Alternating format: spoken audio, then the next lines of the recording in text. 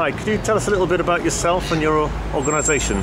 Okay, my name is Manuel. I own a little media company. It focuses on doing a sort of one-stop media function, and I offer that service to mainly NGOs, particularly the ones working in the field of early childhood development. I do virtually everything from marketing strategy through to graphic design, website development, etc.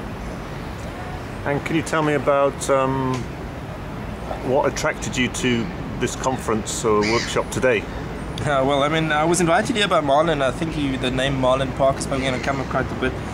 But Marlon's done a lot of good work, and I always look at the whole social networking, buzz phenomenon, and think that because of its, free entry and ease of use, it's probably a solution for a lot of NGOs to maybe get a web presence or an online presence of some form of another, So that was the one thing that attracted me to this in the first place.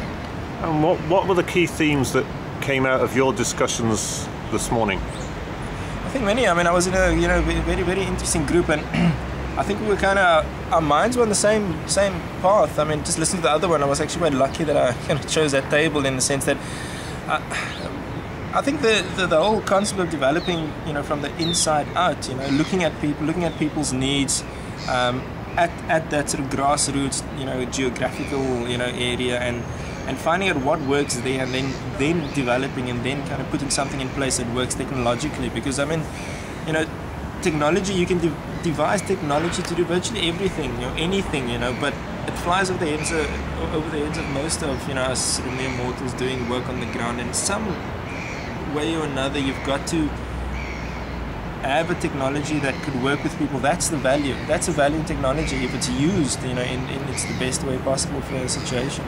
And how do you see Betavine Social Exchange helping, or do you see it could help?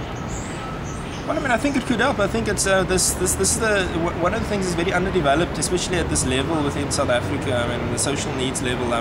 NGOs are going through a state of evolution where I think the old thinkers. I mean, we're sitting at the moment. NGOs are very stale. They not only hesitant to latch on to new concepts and thinking, but technology is also one of those sort of type of barriers that they just try to stay away from as far as possible. So